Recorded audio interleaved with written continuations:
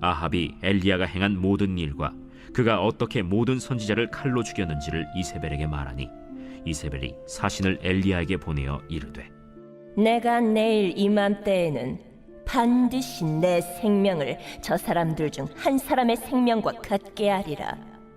그렇게 하지 아니하면 신들이 내게 벌 위에 벌을 내림이 마땅하니라. 그가 이 형편을 보고 일어나 자기의 생명을 위해 도망하여 유다에 속한 브엘세바에 이르러 자기의 사원을 그곳에 머물게 하고 자기 자신은 광야로 들어가 하룻길쯤 가서 한 로뎀 나무 아래에 앉아서 자기가 죽기를 원하여 이르되 여호와여, 넉넉하오니 지금 내 생명을 거두시옵소서. 나는 내 조상들보다 낫지 못하니이다 하고 로뎀 나무 아래에 누워 자더니 천사가 그를 어루만지며 그에게 이르되 일어나서 먹으라. 본즉 머리맡에 숯불에 구운 떡과 한 병 물이 있더라. 이에 먹고 마시고 다시 누웠더니 여호와의 천사가 또 다시 와서 어루만지며 이르되 일어나 먹으라. 내가 갈 길을 다 가지 못할까 하노라.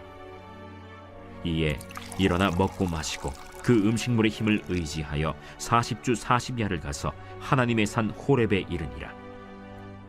엘리야가 그곳 굴에 들어가 거기서 머물더니 여호와의 말씀이 그에게 임하여 이르시되 엘리야야, 네가 어찌하여 여기 있느냐?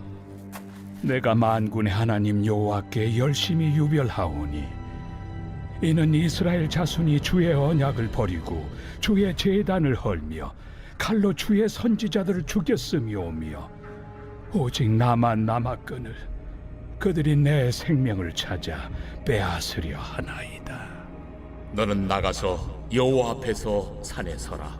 하시더니 여호와께서 지나가시는데 여호와 앞에 크고 강한 바람이 산을 가르고 바위를 부수나 바람 가운데 여호와께서 계시지 아니하며 바람 후에 지진이 있으나 지진 가운데에도 여호와께서 계시지 아니하며 또 지진 후에 불이 있으나 불 가운데에도 여호와께서 계시지 아니하더니 불 후에 세미한 소리가 있는지라. 엘리야가 듣고 겉옷으로 얼굴을 가리고 나가 굴 어귀에 섬에 소리가 그에게 임하여 이르시되 엘리야야, 네가 어찌하여 여기 있느냐? 내가 만군의 하나님 여호와께 열심히 유별하오니 이는 이스라엘 자손이 주의 언약을 버리고 주의 제단을 헐며 칼로 주의 선지자들을 죽였음이오며 오직 나만 남았거늘 그들이 내 생명을 찾아 빼앗으려 하나이다. 너는 내 길을 돌이켜 광야를 통하여 다메섹에 가서 이르거든 하사엘에게 기름을 부어 아람의 왕이 되게 하고 너는 또 님시의 아들 예후에게 기름을 부어 이스라엘의 왕이 되게 하고 또 아빌무홀라 사밧의 아들 엘리사에게 기름을 부어 너를 대신하여 선지자가 되게 하라. 하사엘의 칼을 피하는 자를 예후가 죽일 것이요 예후의 칼을 피하는 자를 엘리사가 죽이리라.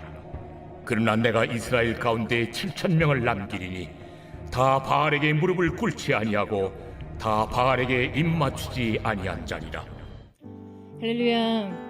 우리의 삶 가운데 늘 신실하신 주님의 이름을 찬양합니다.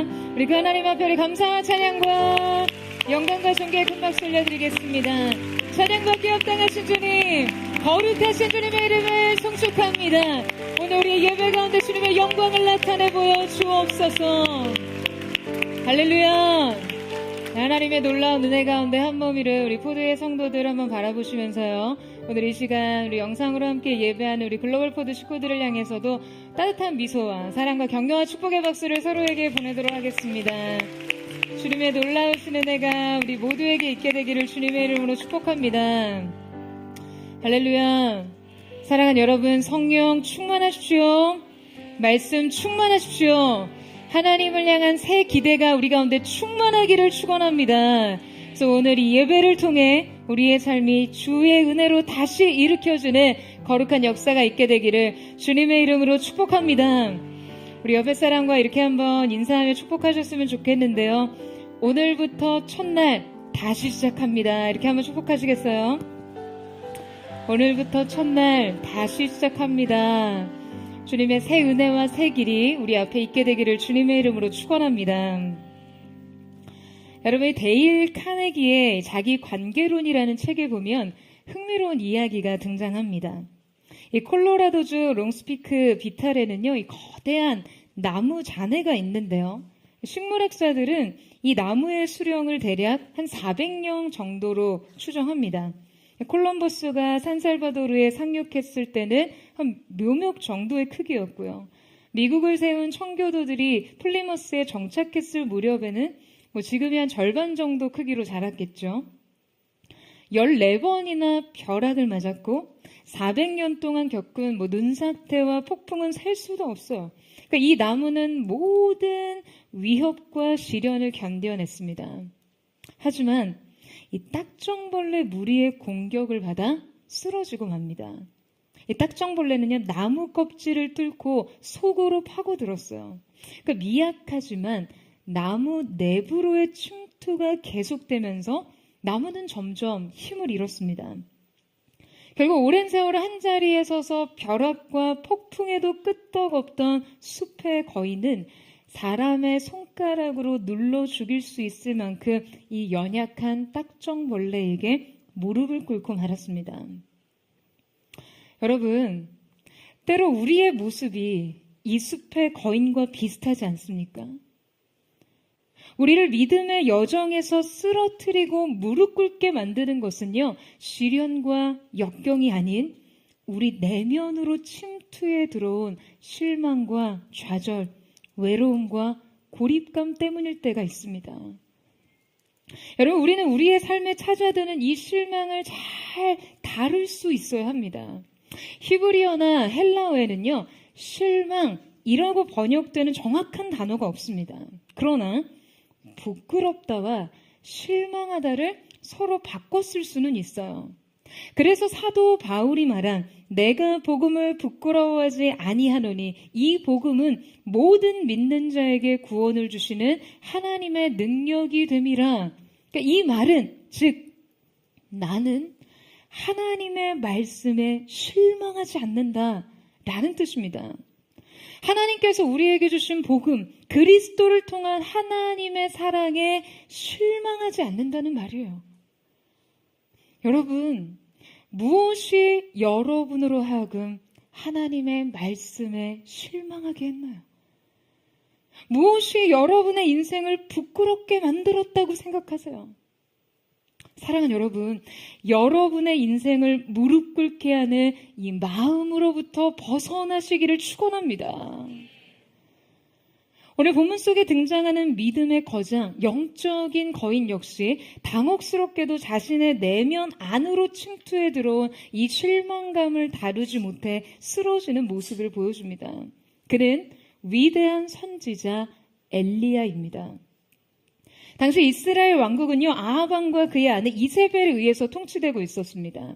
아합 왕은 이스라엘의 바알 숭배를 도입하고 확산시키는 데 굉장히 중요한 역할을 했고, 그의 아내 이세벨은 바알 선지자들을 지지함으로 하나님의 선지자들을 극심하게 박해했어요.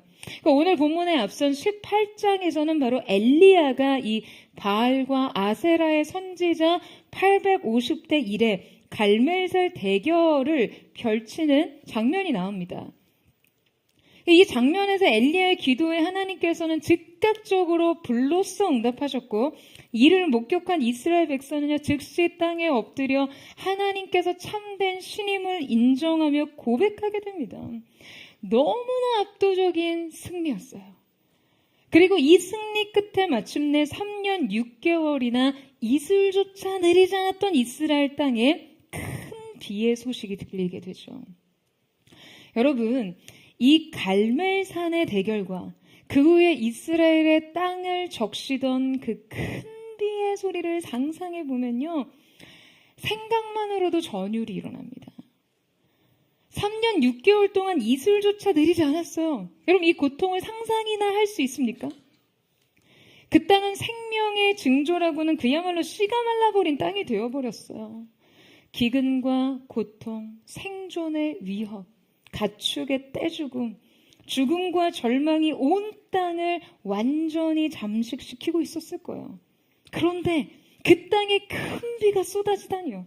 그냥 그 하늘에서 쏟아지는 빗방울들을요, 아마 그 땅은 삼키듯이 빨아들였을 거예요. 그리고 이 사건의 18장 마지막 부분엔 여호와의 능력이 엘리사에게 임함에 그가 허리를 동이고 아합의 수레 앞에서 달려갔다라는 이야기로 끝을 맺는데요. 여러분, 얼마나 압도적인 장면인지 몰라요. 제가 이 구절을 너무나 좋아하거든요. 위대한 승리의 클라이막스다운 결말부입니다. 그런데 18장에서 19장으로 넘어가는 순간 우리는 아주 갑작스럽고 이상한 변화와 마주합니다. 오늘 이 위대한 승리를 이끌었던 선지자 엘리야는 도무지 이해할 수 없는 극심한 좌절과 침체에 빠지게 된 것이죠. 여러분, 우리가 직면한 이 선지자의 절망은요, 그 맥락이 잘 이해되지 않습니다. 어떻게 이렇게 위대한 승리 이후에 이토록 급격한 좌절에 빠질 수 있는지 말이죠. 그는 죽은 자를 살리기도 했고요. 850명 대 1로 싸워봐 이겨본 사람이었어요. 그는 초인적인 영웅이었습니다. 승리에 익숙했고 기적과 가까운 사람이었어요. 그를 통해 상상을 초월한 승리와 이적이 행해졌습니다. 그런데 그런 그가 갑자기 이토록 그냥 이해할 수 없는 침체와 절망에 빠진 이유는 대체 무엇일까요? 오늘 우리는 이 위대한 선지자 엘리야를 급격한 침체에 빠뜨린 그 원인을 함께 살펴보면서 우리 안에도 동일하게 발견되는 이 연약함에 대해 점검하기를 원하는데요. 자, 우리 함께 본문 1절에서 3절 말씀을 같이 읽겠습니다. 시작. 아합이 엘리야가 행한 모든 일과 그가 어떻게 모든 선지자를 칼로 죽였는지를 이세벨에게 말하니 이세벨이 사신을 엘리야에게 보내어 이르되 내가 내일 이맘때에는 반드시 내 생명을 저 사람들 중 한 사람의 생명과 같게 하리라. 그렇게 하지 아니하면 신들이 내게 벌 위에 벌을 내림이 마땅하니라 한지라. 그가 이 형편을 보고 일어나 자기의 생명을 위해 도망하여 유다에 속한 브엘세바에 이르러 자기의 사원을 그곳에 머물게 하고. 자, 이 말씀을 통해 당시 정황을 파악해보면 이 갈멜산에서 엘리야가 지금 바알 선지자들을 대적해 큰 승리를 거두었지만 지금 이 이세벨의 정치적 권력은요, 여전히 막강했다라는 사실을 알 수 있습니다. 그녀의 권세는 단순히 왕비의 자리에 국한되지 않고 실질적 정치적 장악력을 가지고 있었어요. 당시 이세벨의 이 바알 숭배를 통해 이스라엘 내에서의 그 정치적인 굉장히 두터운 기반을 가지고 있었기 때문에 지금 엘리야의 갈멜산 대승은 실제적으로 그녀의 권력을 위협하기에 충분했죠. 그래서 지금 자신의 지지 기반이었던 지금 바알 선지자들의 그 떼죽음을 보고받고는요, 엘리야에게 사신을 보내서 내일 그를 죽이겠다라고 통보합니다. 그리고 바로 그 소식을 들은 엘리야는 무슨 이유에서인지 즉각 자리를 이탈해 도망을 갑니다. 여러분, 바로 이 엘리야의 행동은요, 우리에게 상당히 당혹스러운 실망감을 안기죠. 바로 전장에서 850명의 이방 선지자들과 홀로 치열한 전투를 벌이고 대승을 한 엘리야 선지자가 어떻게 이 한 사람의 위협 앞에 이토록 초라하게 무너져 주랭랑을 치냐는 거예요. 여러분, 말이 그렇지 850명 앞에 한 사람으로 선다라고 한번 상상해 보세요. 그날 이들 앞에 홀로 선다는 그 자체만으로 여러분 압도당하기 충분한 상황 아닙니까? 850명이 다 예스, 예라고 하는데 홀로 아니요, 노라고만 대답해도 여러분 위축되는 상황 아니에요? 그런데 850대 1로 정면 대결해 보세요. 이게 얼마나 강심장이길래 가능한 이야기입니까? 이것은 진짜 초인적인 담대함이죠. 그런데 그런 그가 이 이세벨의 위협 앞에서 이렇게 한순간에 무너지다뇨. 여러분, 우리는 이 행간의 영적 개연성에 있어서 뭔가 석연치 않은 구석을 발견할 수밖에 없습니다. 대체 이 초인적 믿음과 초라한 절망 사이에 어떤 문제가 끼어들어 있었던 것일까요? 우리는 1차적으로 이 정치적 상황과 이세벨의 위협이 엘리야에게 충분히 두려움으로 느껴졌을 거라고 추측하지만요. 사실 여러분 조금만 깊이 생각해봐도 이것은 위협으로서 전혀 설득력이 없습니다. 여러분 만약에 이세벨이 엘리야를 진짜 죽이려고 했다면 여러분 왜 사신을 보냅니까? 자객을 보내야죠. 아니 내일 이 시간에 너를 죽이러 사람을 보낼 거야. 이거 친절하게 왜 알려줍니까? 아니 그거를 말해주느니 그냥 급습해서 그냥 죽여버려야죠. 여러분 이세벨은 결코 엘리야를 죽일 의도가 없었습니다. 죽일 수 없었어요. 왜요? 갈멜산 결투로 인해 엘리야는요 이미 대중의 강력한 지지를 받고 있었습니다. 만약에 이세벨이 엘리야를 살해한다면 민심은 수습되지 않을 상황이었어요. 그녀를 향한 정치적 반발은 엄청나게 심했을 거예요. 게다가 이후에 성경 그 어디에도 이세벨이 도망친 엘리야를 추격했다거나 실제 자객을 보냈다거나 다시 살해 의지를 표현한 것이 하나도 없습니다. 그러니까 여러분 이 말은 무슨 말입니까? 애초에 죽일 생각이 없었던 거예요. 그럼 왜 대체 사신을 보낸 거예요? 그냥 겁을 주는 거죠. 그냥 으르렁거리는 거예요. 이빨도 없으면서 물지도 못하면서. 여러분 우리가 인생의 어떠한 문제 앞에서 두려움을 느끼고 도망치고 싶을 때요. 한번 곰곰이 생각해 볼 필요가 있습니다. 과연 그 일이 진짜 여러분을 넘어뜨릴 수 있는지요? 과연 그 일이 여러분을 해할 수 있는지 말이에요. 그 위협을 통해 진짜 여러분이 잃어버리는 게 있는지 말이에요. 심리적으로 여러분을 위축시킬 수는 있죠. 여러분을 두려워하게 하고 주눅들게 하고 불안하게 하기 위해서 겁주는 거예요. 도망치라고요. 지금 그 자리에서 도망쳐. 가망 없어. 도망쳐. 포기해. 여러분 그렇다면 과연 엘리야가 이세벨이 두려워서 도망쳤을까요? 그러니까 엘리야에겐 이세벨이 문제였던 것입니까? 여러분 많은 설교자들과 신학자들이 엘리야가 이 이세벨의 살해 위협에 믿음을 지키지 못하고 큰 두려움을 느낀 나머지 도망길에 올랐다고 합니다. 그가 이렇게 한순간 믿음의 시선을 놓치고 현실의 위협에 대응할 수밖에 없던 이유는 그냥 오랜 싸움에 그 영적 싸움에서 지치고 고독해져서 영적 탈진에 빠졌다고 진단해요. 물론 당연히 이 해석도 너무 맞습니다. 그러니까 이 모든 것이 엘리야에게 현실의 무게와 압력이 되었을 거예요. 하지만 바로 이러한 해석은요, 본질적으로 우리에게 엘리야의 좌절에 대한 충분한 이유를 제시하지는 못합니다. 여러분 저는 이때 엘리야가 단지 이세벨로부터 두려움과 위협을 느껴서 영적 침체에 빠졌다라고 생각하지 않습니다. 엘리야의 좌절의 원인은요, 이세벨 때문도 아합 때문도 이스라엘 백성 때문도 아니었습니다. 엘리야의 좌절은 바로 하나님을 향한 좌절이었어요. 그에게 문제는 하나님이었습니다. 하나님이 문제였어요.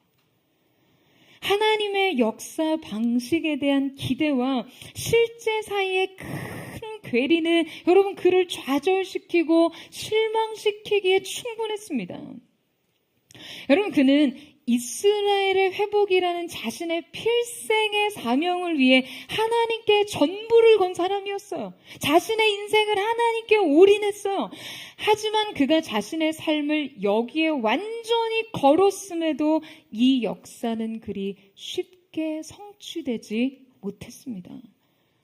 그는 분명히 갈멜산의 승리 이후에 이스라엘의 바알 숭배의 종식과 그 이스라엘의 대대적인 회심과 부흥을 기대했을 거예요.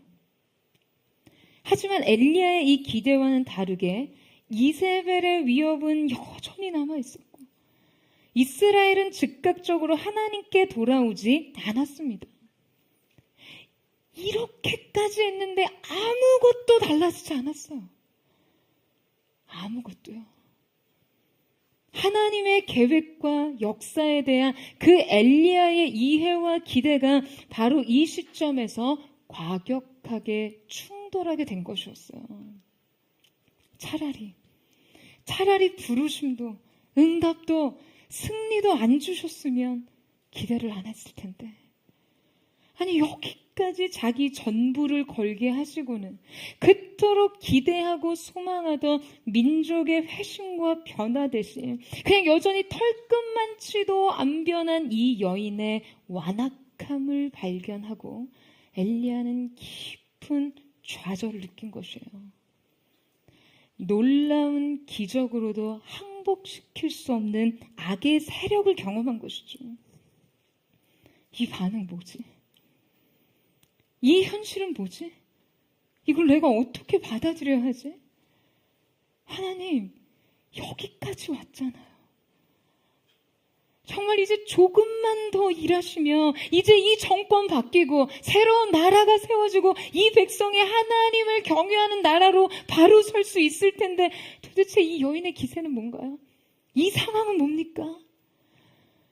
부르심을 붙잡고 여기까지 왔는데, 말씀 믿고 전부를 걸었는데 이 현실은 뭡니까? 약속 믿고 의심 없이 살았는데 이 결론은 뭡니까? 나의 기대와 이 현실은 너무 달라요. 하나님과 나는 이신전심인 줄 알았는데요, 하나님의 응답은 그야말로 동상이몽. 우리는 애초에 서로 다른 꿈을 꾸고 있었던 거였어요. 여러분, 엘리야의 좌절은 바로 이런 거예요. 하나님을 향한 이 기대와 소망에 너무나 큰 좌절과 아픔을 느낀 것이죠. 이제 다 왔는데 전혀 예상치 못한 현실 앞에서 이 결과를 받아들이는 엘리야의 내면은 무너져 내렸을 거예요. 여러분, 우리가 지금 엘리야의 승리와 좌절 사이 이 행간의 믿음을 이렇게 읽어 내려갈 때, 여러분, 이 해석의 고개를 끄덕일 수 있는 것은요, 우리의 삶 역시 이 실망을 거듭하고 있기 때문이죠. 그렇게 기도했는데, 그렇게 기대했는데 달라지지 않고 변하지 않고 응답되지 않는 현실 말이에요.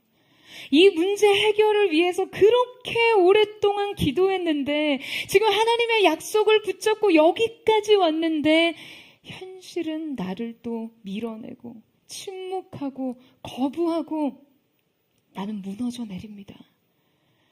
이 현실에 얼마나 거절감을 느끼고 충격을 받고 차갑게 얼어붙어 버렸는지 몰라요. 여러분, 그렇다면 우리의 이 좌절과 실망은 대체 어떻게 해결해야 하는 것일까요? 그냥 뭐 인생 그런 거지. 인생 뭐 있나? 여러분, 뭐 이렇게 수용하면 됩니까? 그냥 바라지도 말 걸 그랬어 하고 이제 꿈꾸기를 포기하실 거예요? 그렇게 내가 기대할 걸 기대했어야지. 왜 그걸 기대해서 하며 그냥 냉소할 것입니까? 여러분, 대체 어디에서부터 무엇이 잘못된 것일까요? 엘리야에게 하나님이 문제였다면 하나님은 엘리야의 무엇이 문제였던 것일까요? 여러분, 오늘 말씀은 우리의 인생에서 어쩌면 정말 근본적인 질문을 던지고 그 답을 찾아보게 하고 있습니다. 그것은 바로 하나님을 향한 우리의 기대에 관한 것이에요. 여러분, 엘리야의 이 좌절을 깊이 이해하기 위해서는요, 그의 승리와 성취에 관해 살펴볼 필요가 있습니다. 앞서 엘리야가 갈멜산에서 위대한 승리를 거뒀잖아요. 우리가 지난주에도 살펴봤지만 이 승리는 하나님께 어떠한 의미였고, 여러분, 어떤 의도가 있으셨던 것이죠? 자, 우리 함께 18장 1절과 37절에 39절 말씀을 같이 한번 읽어보도록 하겠습니다. 시작. 많은 날이 지나고 제3년에 여호와의 말씀이 엘리야에게 임하여 이르시되 너는 가서 아합에게 보이라. 내가 비를 시면에 내리리라. 여호와여 내게 응답하옵소서. 내게 응답하옵소서. 이 백성에게 주 여호와는 하나님이신 것과 주는 그들의 마음을 되돌이키심을 알게 하옵소서 하매 이에 여호와의 불이 내려서 번제물과 나무와 돌과 흙을 태우고 또 도랑에 물을 핥은지라. 모든 백성이 보고 엎드려 말하되 여호와 그는 하나님이시로다. 여호와 그는 하나님이시로다 하니. 자, 여러분 지금 이스라엘은 3년 6개월간 비가 내리지 않은 최악의 재난 상황이었어요. 그때 하나님께서 엘리야에게 이르십니다. 내가 비를 지면에 내리리라. 자, 그런데 지금 이 응답을 위해 엘리야와 바알의 선지자 850명을 갈멜산에 모아두고는요, 엘리야의 제단 가운데 여러분 무엇을 내리십니까? 무엇을 내리세요? 성경에 써 있어요. 불을 내리십니다. 자, 여러분 다시 한번 확인하겠습니다. 하나님께서 이스라엘에게 무엇을 주시겠다고 하셨었죠? 비를 내리시겠다고 하셨어요.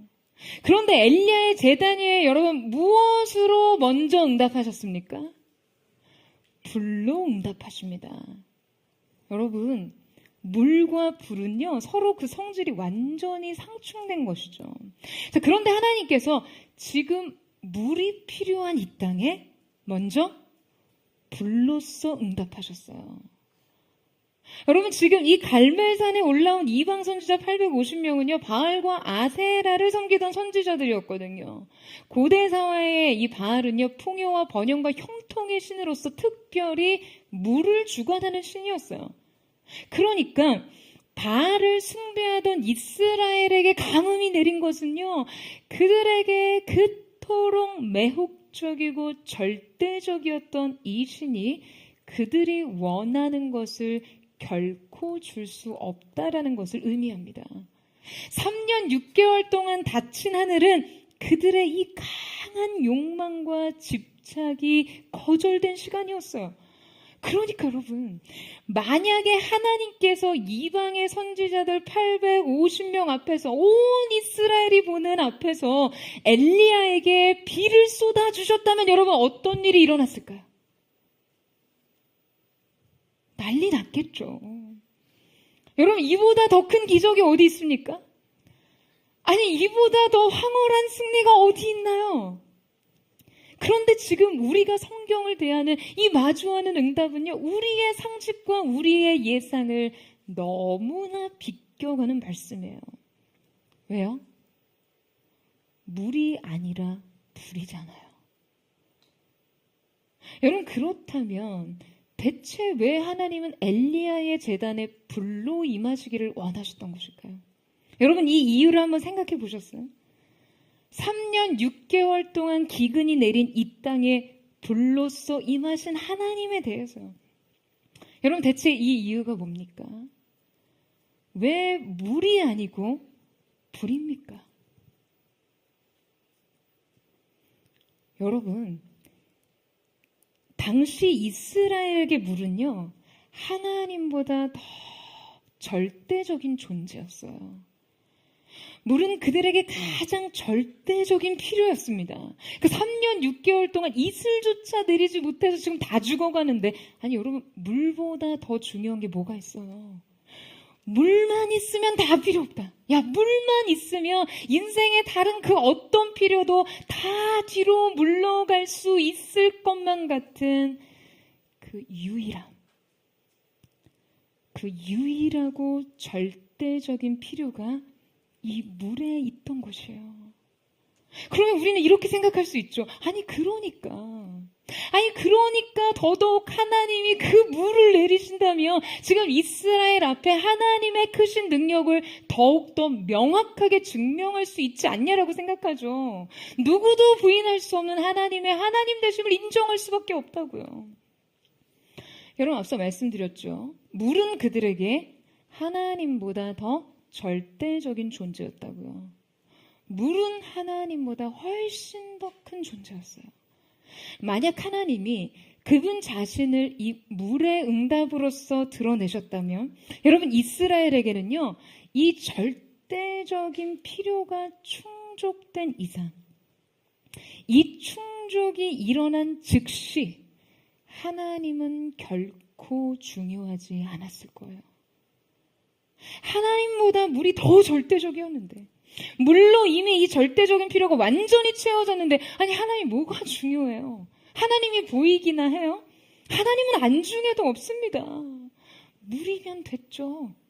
물이 내렸는데요. 드디어 물이 내렸다고요. 여러분, 그래서 하나님께서는 이 절대성, 이 맹목성 앞에서 먼저 무엇으로 응답하시나요? 그들의 절대적인 필요, 이 맹목적 소원 앞에 물이 아닌 불로 응답하십니다. 심지어 제단 위에 불로 임하셔서 제단 가운데 있던 남은 물까지도 다 태우세요. 그냥 물 한 방울이 너무나 귀하던 그 재난의 때에 그 남은 물마저도 그냥 다 태워버리시는 거예요. 여러분, 3년 6개월 기근의 땅에 불로 임하신 하나님을 통해 여러분, 우리는 무엇을 배워야 합니까?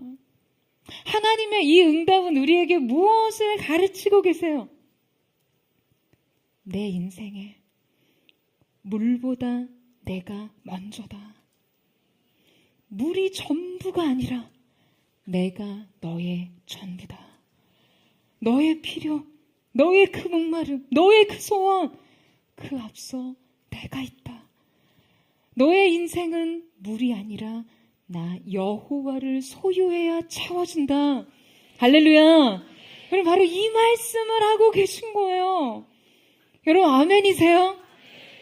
여러분, 우리가 하나님 앞에 삶의 그 어떤 필요와 소원을 지나치게 맹목적으로 세워두면요, 하나님께서는 때로 그 필요를 우리의 인생에서 물러서게 하십니다. 그럴 때 너무 많이 아프죠. 너무 아픕니다. 너무 감당하기가 힘들어요.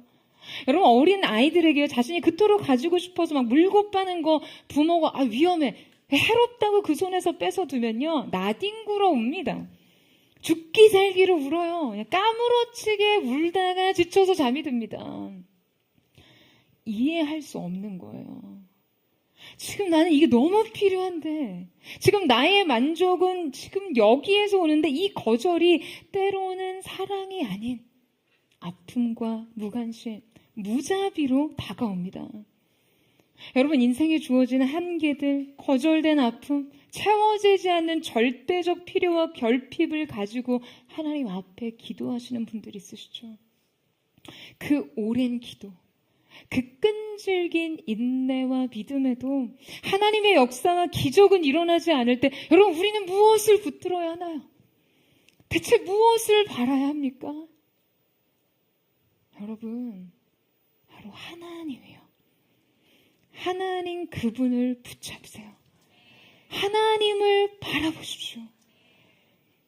주님은 나의 전부가 되십니다. 여러분, 이것이 여러분의 고백이세요? 여러분, 아멘이세요?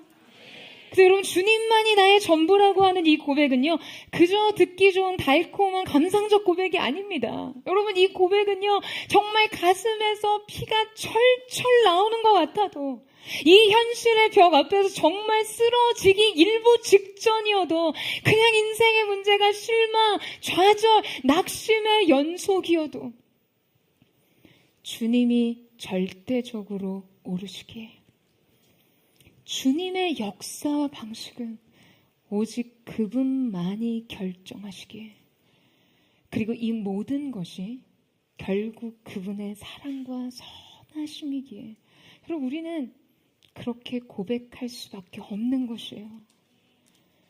그런데 당시 엘리야는 물이 필요한 백성에게 불로써 임하신 하나님을 체험하고도요, 자신 안에 있었던 이 하나님에 대한 전제와 이해를 고집하는 오류를 범합니다. 하나님의 역사는 즉각적인 이스라엘의 회심과 회복과 이스라엘의 부흥을 일으킬 것이라는 자신의 기대와 전제를 고집하다가 결국엔 영적 침체에 빠지게 된 것이죠. 그는 이 믿음의 과정에서 굉장히 큰 시행착오를 겪게 됩니다. 그의 믿음의 이탈을 들여다보면서 우리는 우리 자신의 영적 상태 또한 점검할 필요가 있는데요. 자, 우리 함께 3절에서 4절 말씀을 같이 읽겠습니다. 시작. 그가 이 형편을 보고 일어나 자기의 생명을 위해 도망하여 유다에 속한 브엘세바에 이르러 자기의 사원을 그곳에 머물게 하고 자기 자신은 광야로 들어가 하루길쯤 가서 한 로뎀나무 아래에 앉아서 자기가 죽기를 원하여 이르되 여호와여 넉넉하오니 지금 내 생명을 거두시옵소서. 나는 내 조상들보다 낫지 못하니이다 하고. 엘리야의 믿음의 이탈 첫 번째는 모순이었습니다. 여러분, 엘리야가 이 형편을 보고 일어나 분명 자기 생명을 위해 도망했다고 성경은 기록해요. 자, 그런데 그는 이 남유다 최남단에 내려가, 지금 갈멜산 북쪽에 있었기 때문에 남유다의 그 브엘사바 광야 끝까지 내려갔어요. 도망칠 수 있는 끝까지 갑니다. 그리고 로뎀나무 아래 앉아 있었다라고 하죠. 자, 성경은 분명 나무를 이렇게도 구체적으로 명시하면서 그 아래 그는 앉아 있었다고 하는데요. 그래서 이 로뎀나무는 수많은 성도들에게 쉼터와 피난처의 대명사처럼 알려져 있어요. 그래서 여러분, 심지어 이 로뎀나무라는 상호들이 굉장히 많습니다. 네, 뭐 우리 성도님들 중에서도 혹시 로뎀나무 카페, 로뎀나무 펜션, 로뎀나무 병원 뭐 이런 거 운영하시는 분들에게는 괜한 오해가 없으시기를 먼저 말씀드려요. 근데 여러분, 아이러니하게도 실제 로뎀나무는요, 광야에서 넓은 그늘을 형성하고 공급해주는 나무가 아닙니다. 로뎀나무는 실제 그 크기가 크지 않고요, 이렇게 잔가지들이 굉장히 많은 나무예요. 그러니 그 아래 누워서 지금 광야와 사막의 태양을 피하려고 한들 충분한 안식과 쉼을 줄 수 없는 존재라는 거죠. 그가 안식을 구하려 해도 이 안식은 매우 불충분하고 불완전함했음을 표현하고 있습니다. 게다가 뒤이어 이어지는 말씀에서 그가 지금 하나님 앞에 무엇을 구했다고 언급하죠? 내 생명을 거둬주십시오라고 하고 있어요. 여러분, 이것이 얼마나 서로 그 의지가 충돌하는 지점입니까? 아니, 살려고 갔는데 죽여달라뇨. 자기 생명을 위해 살려고 갔으면 하나님 제발 이 한 목숨 좀 살려주십시오. 저 너무나 두렵습니다. 라고 해야 맞죠. 근데 죽여달라뇨. 여러분, 대체 엘리야가 원하는 게 뭡니까? 여러분, 엘리야는 죽는 게 두려웠던 게 아니라요, 죽어도 좋을 만큼 화가 난 거였어요. 여러분, 우리는 인생의 믿음에서 이탈할 때 우리의 영혼은요, 심각한 모순에 빠집니다. 내 행동과 내 방향성에 일관성이 하나도 없어요. 내 욕구와 갈망은 서로 충돌합니다. 다 포기하고 다 때려치겠다고 화를 내면서도 기어이 끝까지 놓지 못하고 집착합니다. 이것 때문에 너무 힘들다고 하면서 또 이거 없으면 못 살아요. 내가 선택하고 일 저질러 놓고 왜 하나님은 나를 이렇게 힘들게 하시는 거냐고 하죠. 여러분, 무슨 사춘기예요? 아니면 갱년기입니까? 아니, 왜 그러세요? 여러분, 우리의 이 변덕과 알 수 없는 감정의 충돌과 모순을 어떻게 해석할 수 있으신가요? 여러분, 바로 이것이 우리가 영적 이탈을 했을 때 드러나는 하나의 양상인 것이죠. 살려달라고 했다가 죽여달라고 하고요. 실은 살고 싶으면서도 괜히 죽고 싶다고 하고요. 결국 살아도 사는 게 아닌 듯 살아요. 그냥 삶은 온통 모순투성이고요.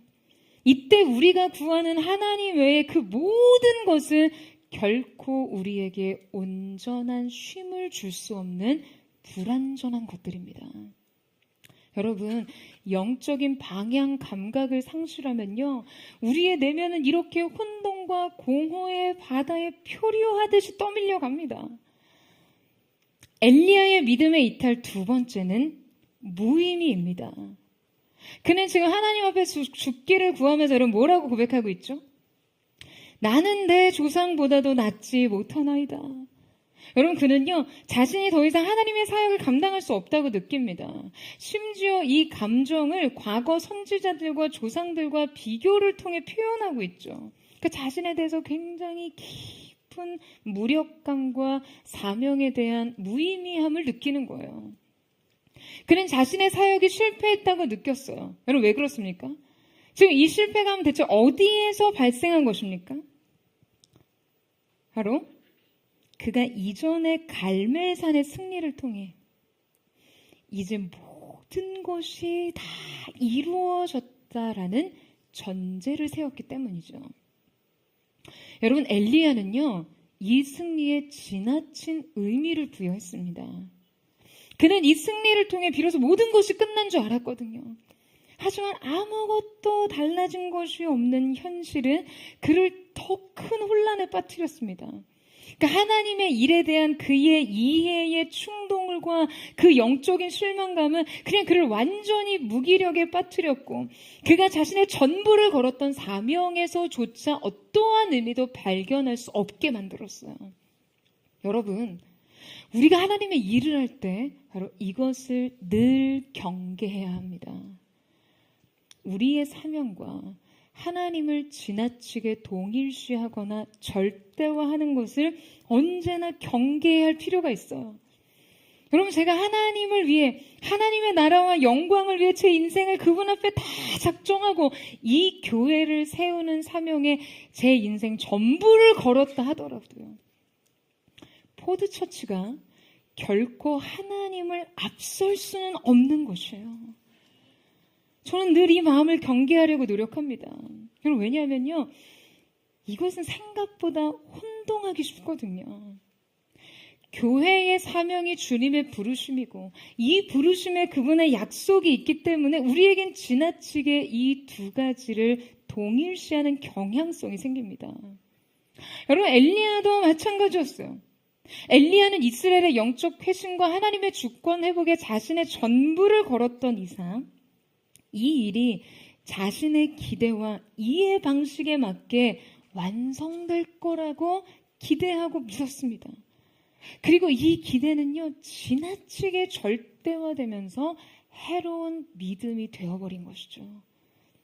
이 기대가 충족되지 않고 빗나가 버리자 그에게 있어서 삶의 모든 것은 무의미 상태가 되어버립니다. 내가 원하고 기대했던 방식대로 되지 않으면 그냥 내 인생에 다른 대안은 없다고 단정하고 그냥 최악의 시나리오를 계속해서 써내려가는 우리의 심리 상태와 고집이 그럼 바로 우리의 오래된 습관이에요. 여러분, 이 태도를 버리셔야 합니다. 여러분, 아멘이세요? 하나님께서 하나님의 방식을 그분의 의지대로 선택하실 때 우리는 주님의 선하심과 완전하심을 믿고 순복함으로 주님을 다시 기쁨으로 쫓아야 하는 것이죠. 할렐루야. 여러분, 이 사실 믿으세요?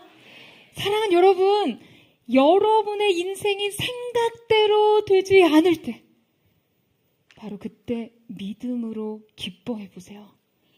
그때 하나님 차원의 생각이 여러분의 인생을 압도하며 인도해 나가실 줄로 믿습니다.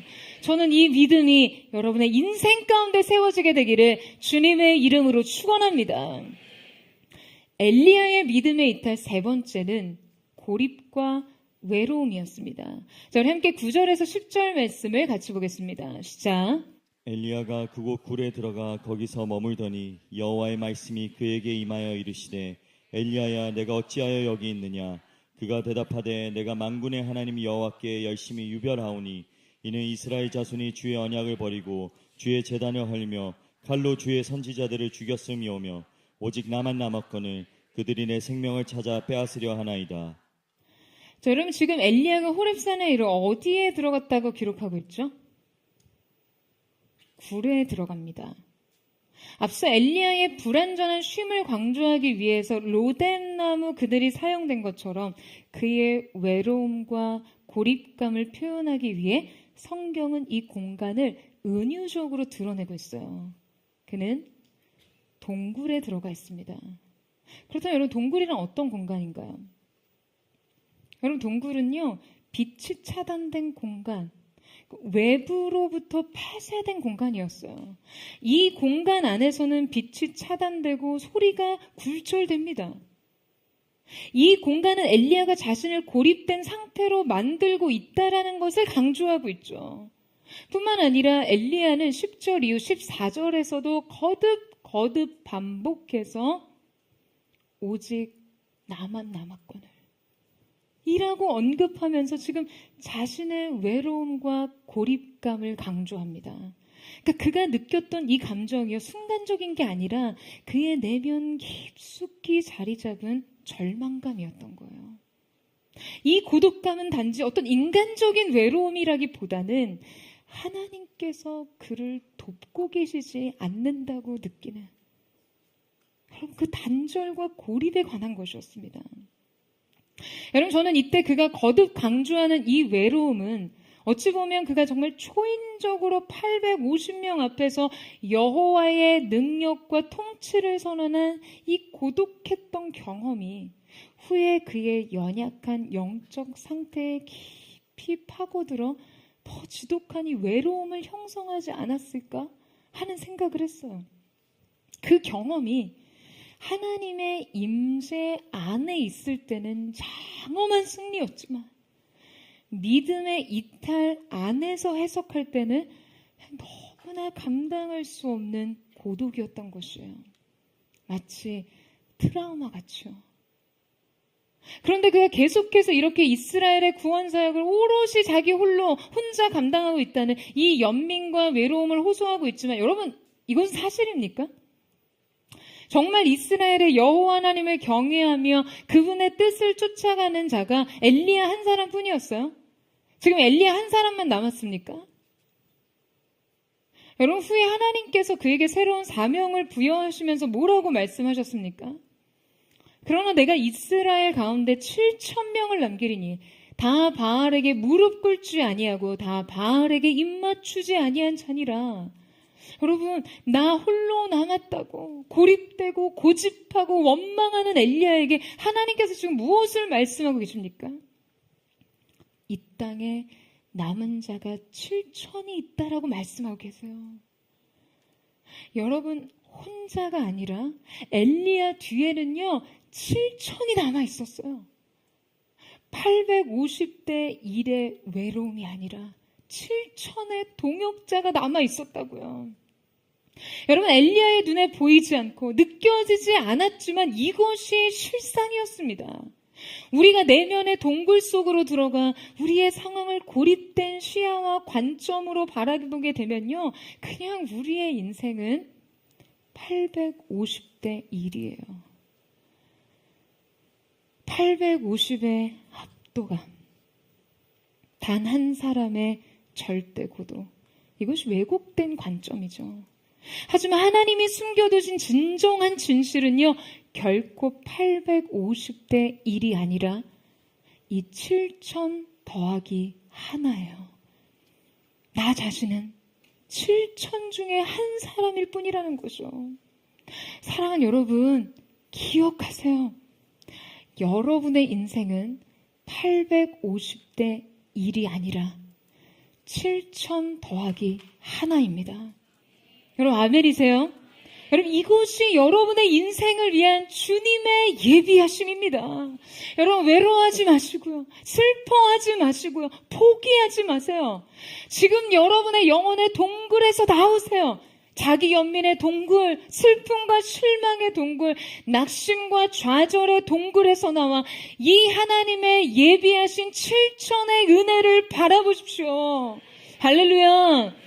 여러분, 하나님의 역사는 여기서 끝나지 않았어요. 하나님께서는 여전히 우리를 위해서 일하십니다. 하나님께서 이렇게 연약하고 침체에 빠진 이 가련한 선지자에게 찾아오시되 자신을 나타내시는 방식을 통해 그의 잘못된 이해와 이탈을 교정하십니다. 11절에서 13절 보시겠어요? 같이 한번 읽겠습니다. 시작. 여호와께서 이르시되 너는 나가서 여호와 앞에서 산에 서라 하시더니 여호와께서 지나가시는데 여호와 앞에 크고 강한 바람이 산을 가르고 바위를 부수나 바람 가운데 여호와께서 계시지 아니하며 바람 후에 지진이 있으나 지진 가운데에도 여호와께서 계시지 아니하며 또 지진 후에 불이 있으나 불 가운데에도 여호와께서 계시지 아니하더니 불 후에 세미한 소리가 있는지라 엘리야가 듣고 겉옷으로 얼굴을 가리고 나가 굴 어귀에 섬에 소리가 그에게 임하여 이르시되 엘리야야 내가 어찌하여 여기 있느냐. 여러분, 하나님께서는 지금 동굴 속에 숨어있는 엘리야를 일으키셔 하나님의 산 앞에 서게 하십니다. 자, 이때 하나님께서는 그에게 자신을 계시하시는데요. 지금 이 계시의 방식이 매우 독특하죠. 처음 하나님께서는 크고 강한 바람을 일으키십니다. 두 번째는 뭐였죠? 지진이 일어났어요. 세 번째는 불이었습니다. 그런데 하나님께서 자신을 계시하시기 원하셔서 이 세 가지 방식을 엘리야에게 계시하시고는 의도적으로 이곳 가운데 자신을 숨기십니다. 강한 바람 가운데도, 지진과 불 가운데도 그분은 계시지 않았어요. 여러분, 여기에 지금 하나님의 굉장히 강한 의도와 메시지가 있다는 걸 아시겠죠? 그렇다면 하나님께서 왜 이 세 가지를 굳이 먼저 엘리야에게 제시하시면서 왜 또 굳이 이 안에 자신의 존재를 보이지 않으시는 걸까요? 여러분, 앞선 이 세 가지 존재 방식은 엘리야에게 어떤 의미입니까? 여러분에게는 강한 바람과 지진과 여러분 불이 어떤 의미입니까? 여러분, 바로 마땅히 하나님이 이곳에 계실 법하다고 생각하는 존재의 방식이죠. 마땅히 하나님의 역사가 드러날 것이라고 기대하는 방식이요. 어쩌면 엘리야가 기대했던 하나님의 역사의 방식 바로 이런 거 아니었을까요? 하나님, 강하고 급한 바람처럼 이 땅에 당신의 역사를 일으키시지 않으신다면 결코 이 땅에서 이 우상들 제거할 수 없을 겁니다. 하나님, 이들의 타락한 영적 세계와 삶의 강한 지진과 같은 격변, 진동 같은 변화가 있지 않고서야 결코 그들을 돌이킬 수 없으실 겁니다. 하나님, 그들 영혼의 깊은 곳에 당신의 불을 던지시지 않으신다면 결코 그들은 변화되지 못할 것입니다.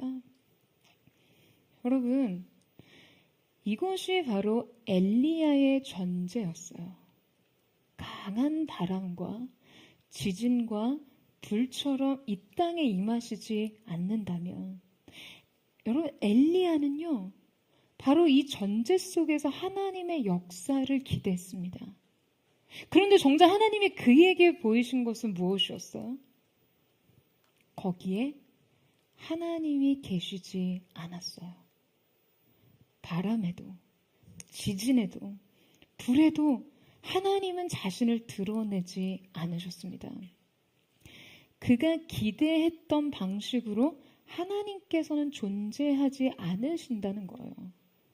그의 전제대로 하나님이 역사하지 않는다는 의미예요. 내 삶에 이거 아니면 안 된다고 하는 그거에 하나님이 없다라는 의미입니다. 하나님은 그렇게 일하시지 않겠다는 의지예요. 그렇다면 여러분, 지금 정작 하나님은 어디에 계셨습니까? 세미한 소리 가운데 그분의 말씀이 임했습니다. 전혀 기대하지 않았던 방식으로 그분은 엘리야에게 자신을 계시하셨어요. 여러분, 우리의 삶 속에서 부르심과 사명을 이루기까지 하나님의 장엄하고 기이한 이적과 역사를 기대하며 기도하는 것은요, 너무나 흥분되고 영광스러운 일입니다. 하지만 하나님께서는 내가 원하고 내가 기대하는 방식대로 내가 역사하지 않는다고 해서 나의 능력이 제한적이거나 나의 사랑이 부족하다라고 생각하지 말라고 그럼 우리에게 말씀하고 계시는 거예요. 나의 생각은 너의 생각과 달라서 나의 사랑도 나의 역사도 나의 능력도 너의 기대와 너의 본성과 너의 고집과는 다르다라고 하시는 거예요. 이 무궁한 지혜와 경영을 우리가 결코 헤아릴 수 없음을 인정하라고 하십니다. 여러분, 오랜 기도가 응답되지 않을 때 너무 힘드시죠? 하나님의 응답이 나의 기대와 너무 다를 때 고통을 느끼시죠. 내 삶의 변화와 축복을 그토록 원하고 구했건만 거절된 현실은 내게 너무나 차갑고 냉정합니다. 여러분, 특히 저는 가족의 구원을 위해 오랜 시간 정말 눈물로 기도하는 많은 성도들의 인내와 좌절을 참 많이 봤어요. 다른 거 말하는 게 아니라, 제가 무슨 세상적 축복과 번영을 구하는 것도 아니라 그저 가족의 구원 하나, 그 영적 회복 하나를 바라고 이렇게 엎드렸는데 돌아오는 반응은요, 언제나 냉담하고 완고하고 때로는 공격적이기까지 해요. 나의 이 기도를 응답하실 그 하나님의 역사에 대한 나의 타이밍, 나의 전제, 나의 기대, 나의 방식 모두가 하나 둘씩 무너져 내릴 때, 여러분, 우리는 기도할 힘조차 잃어버리고 맙니다. 꿈의 좌절, 이 기대의 좌절, 이 소망의 좌절은 여러분 어찌 보면요, 다 하나님에 대한 좌절이에요. 여러분, 그러나 오늘 말씀을 통해 주님께서 말씀하십니다. 강한 바람 가운데도, 지진과 불 가운데도 계시지 않았던 주님께서 말씀하세요. 세미한 음성으로 말씀하십니다. 내가 여기 있다. 내가 내 곁에 있다. 나는 내 삶에서 내가 기대하지 않는 방식으로, 내가 예측하지 못한 방식으로 고요하게 너를 위해서 일하고 있다. 나의 역사는 조금도 제한받지 않고, 나의 사랑은 조금도 부족하지 않으며, 내가 택한 방식은 진정 너를 위한 최선이 될 것이다. 여러분, 인생에서 일어나는 수많은 일들이 하나님의 선한 계획과 그 무조건적인 사랑으로 다가오지 않으시면요, 오늘 우리는 이 세미한 소리에 우리의 귀를 기울여야 합니다. 하나님께서 말씀하세요. 하사엘에게 기름 부어 아람의 왕이 되게 하고, 예후에게 기름을 부어 이스라엘의 왕이 되게 하고, 엘리사에게 기름을 부어 너를 대신하여 선지자가 되게 하라. 여러분, 이거 무슨 말입니까? 여러분, 이거 무슨 말인가요? 아직 끝나지 않았다는 거예요. 아직 남은 이야기가 있다는 것입니다. 하나님의 역사는 지금 내 눈앞에 펼쳐지는 것만으로 다 이해되고 해석되지 않는다는 거예요. 그것이 바로 우리가 섣부르게 좌절하고 실망하지 않아도 되는 이유입니다. 사랑하는 여러분, 인생은요, 멀리 와야 합니다. 믿음의 거시적인 관점으로 장구한 하나님의 역사, 그의 일하심을 봐야 돼요. 사랑하는 여러분, 하나님의 이 세미한 음성 속에서 여러분의 남은 이야기를 찾으세요. 하나님의 역사는 계속될 것입니다. 아직 끝나지 않은 이야기가 여러분을 기다리고 있습니다. 그렇게 새롭게 주어진 말씀 안에서 하나님이 열어두신 새 길을 기쁨으로 달려가는 저와 여러분 되시기를 주님의 이름으로 축원합니다. 오늘 이 말씀 속에서, 오늘 이 하나님의 임재 안에서 우리의 인생의 길을 다시 발견하는 그 세미한 음성 속에 남은 이야기를 듣게 되는 저와 여러분 되시기를 주님의 이름으로 축원합니다. 우리 함께 찬양하며 기도하며 나아갔으면 좋겠습니다. 사랑하는 주님, 오늘 이 시간 우리가 우리 인생의 깨어진 아픔을 가지고 주님 앞으로 나아갑니다. 허리를 동이고 아합의 전차 앞을 달렸던 엘리야같이 전력으로 주님 앞에 나의 전부를 걸고 달려왔습니다. 나의 마음과 하나님의 마음이 하나가 되어 그토록 열망하고 갈망하던 그 일을 내 인생의 열매로 주실 것을 기대함으로 여기까지 왔습니다. 그러나 주님, 뜻하지 않는 인생 현실의 차가운 문 앞에서 아무것도 변한 것 같지 않은 이 현실의 벽 앞에서 주님, 우리는 주님의 마음 안에 새 길을 발견할 수 있기를 원합니다. 이 닫힌 문, 닫힌 길이 하나님의 무한한 사랑과 하나님의 긍휼에 열린 길이 된 오늘 우리의 영혼이 발견하게 하시고 주님 앞으로 나아가 주님의 말할 수 없는 사랑과 긍휼로 나를 돌아보소서. 그 마음을 주께 드리는 우리 모두가 되게 하여 주옵소서.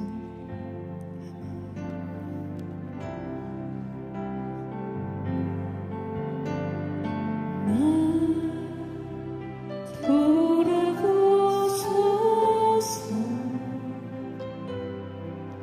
주님을 구하니 주 날 용서하시고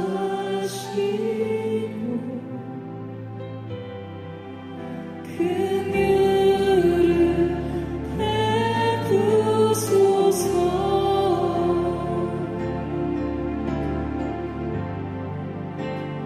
다시 서지리. 우리 주님 하나님을 고백합니다. 주님, 나를 돌아보소서.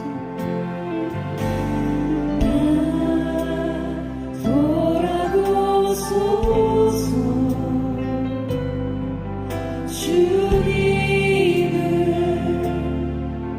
구하니 주 날 용서하시고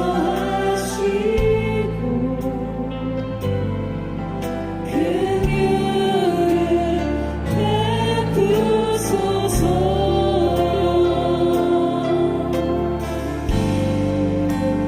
다시 서지리.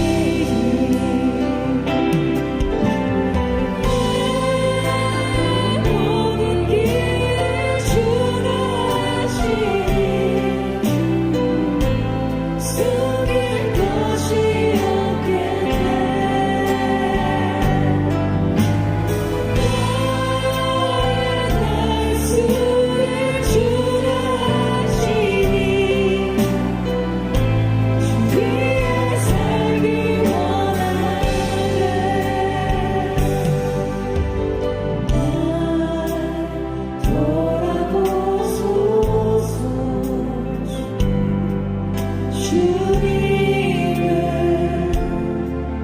구하니 주 날 용서하시고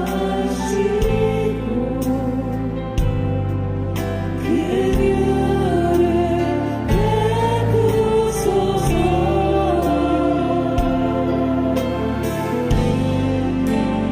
다시 서지리.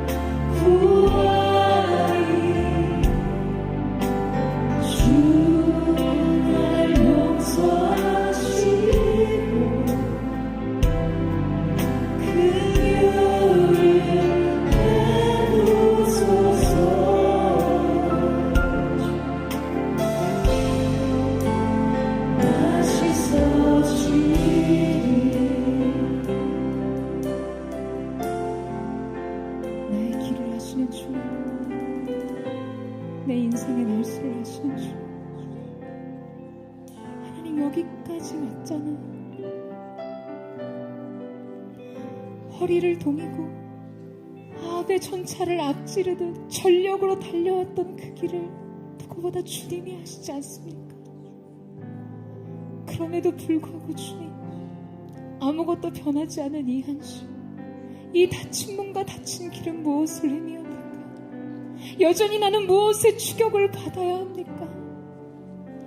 이 깨어진 상한 마음으로 주님 앞에 섰던 엘리야는요, 그러나 어쩌면 선지자로서 그의 믿음이 말해주는 하나님을 향해 주님 너무 원망스럽습니다.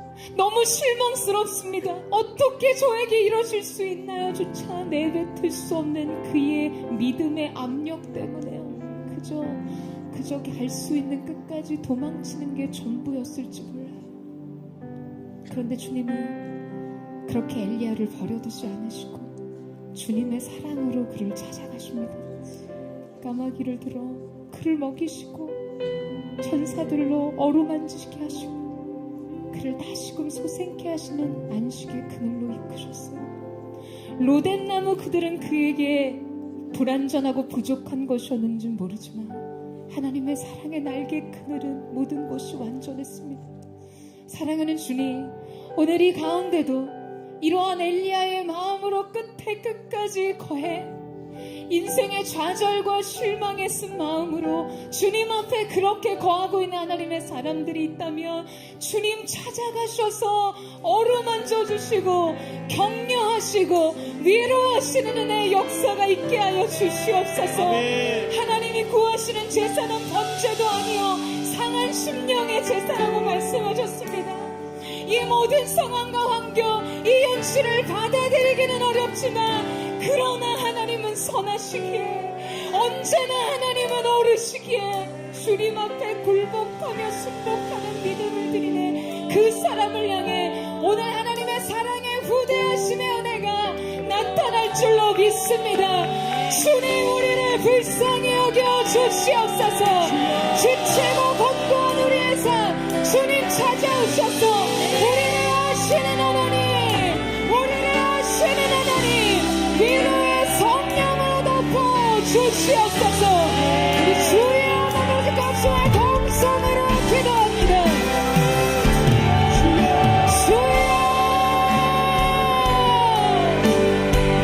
사랑하는 주님, 오늘 이 가운데 주님의 일하심이 있기를 원합니다.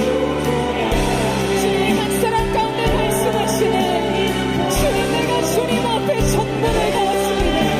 주님의 품 앞에 나의 모든 것을 드렸습니다. 그러나 실패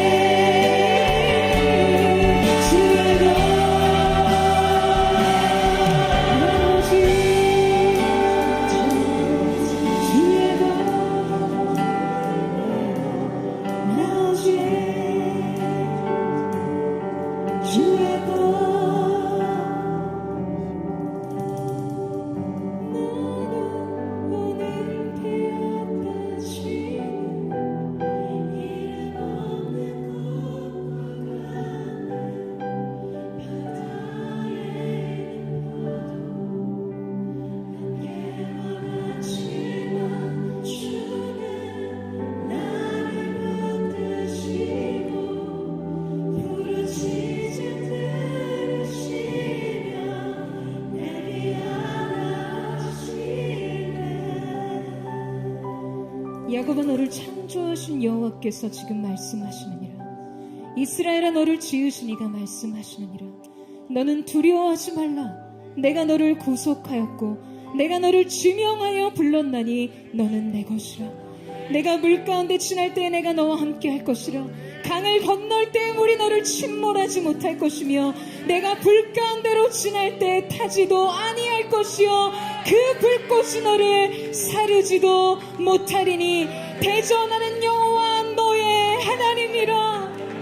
사랑하는 주님, 오늘 우리가 이 믿음 앞에서 우리의 끝이 하나님의 시작이 됨을 보게 하여 주시옵소서.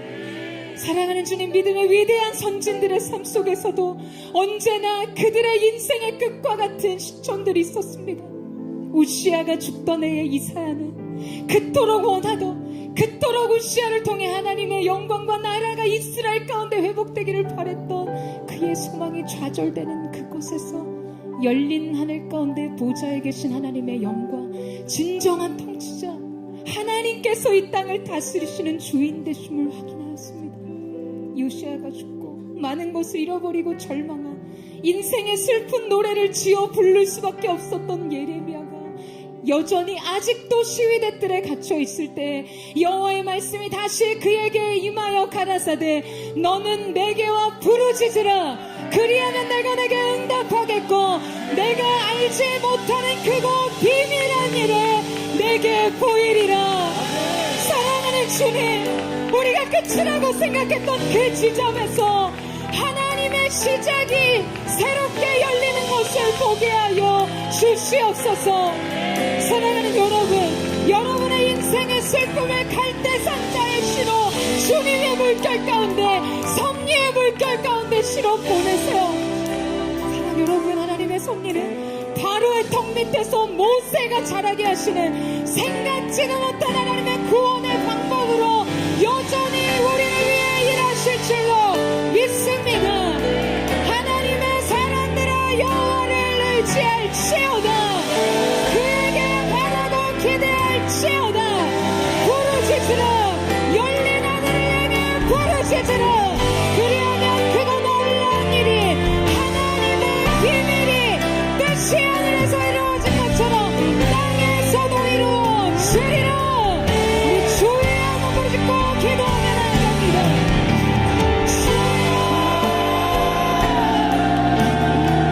사랑하는 주님,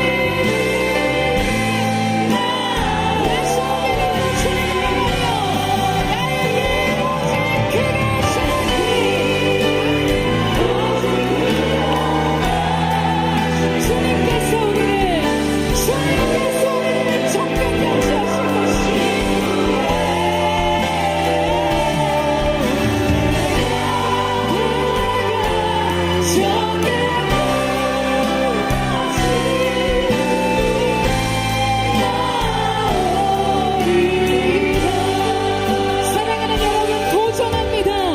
영혼의 동굴 밖으로 나오십시오. 자기 연민, 슬픔, 실망, 좌절, 모든 두려움과 낙심의 동굴 밖으로 나오세요. 오늘 여러분을 향한 주님의 이하는 음성 속에서 주님의 완전한 사랑의 이 임재 안에서 남은 이야기를 발견하십시오. 끝나지 않았습니다. 오늘 이 가운데 주님, 나만 홀로 남았습니다. 나만 홀로 남았습니다. 주님. 그렇게 열심으로 달려왔는데 나만 남았습니다. 나만 질병으로 초라해졌고요. 나만 인생의 좌절을 경험한 것 같고요. 나만 하나님의 사랑으로부터 멀리 거절된 것 같고요. 여러분, 이런 분 여기 계십니까? 아니에요, 여러분. 여러분의 인생 하나님이 예비하시는 해는 850대 1이 아닌 7,000 더하기 하나인 줄로 믿습니다. 7,000의 은혜가 여러분 뒤에 남아있어요. 여러분 앞에 하나님께서 남겨두신 은혜가 있는 줄로 믿습니다. 너를 향한 내 생각은 내가 하나니 재앙이 아니하고 평안이며 너의 장래에 소망을 주려 함이라. 성령 내 앞에 평강이 있을지어다. 소망이 있을지어다. 은혜가 있을지어다. 여러분, 일어나세요. 남은 이야기를 발견하세요. 주님이 열어두신 세계로 달려가십시오. 달려가되 기쁨으로 달려가세요. 함께 하시는 주님과 달려가세요. 우리 전체로 주님 앞에 주여 세 번을 짓고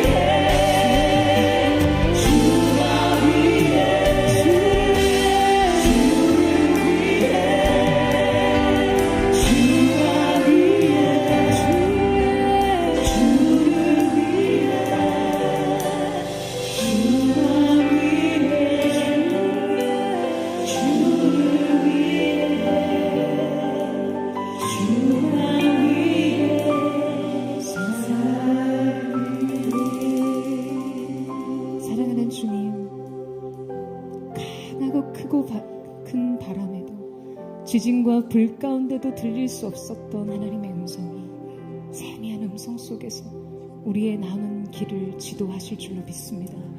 오늘 사랑하는 하나님의 사람들, 포도의 성도들, 주님 이들의 깊은 심령을 일으켜 주셔서 오늘 주님의 음성 속에 발견한 남은 이야기를 발견하게 하여 주시옵소서. 하나님의 생각은 우리의 생각과 달라서 내 생각은 너의 생각과 다르니 하늘이 땅보다 높은 것 같이 나의 생각은 너의 생각보다 높다고 말씀하시 그 하나님의 크고 높은 생각을 의지함으로 장래의 소망을 주시는 그 하나님을 바라보며 기쁨으로 우리의 세계를 달려갈 수 있도록 역사하여 주시옵소서. 마침내 소원의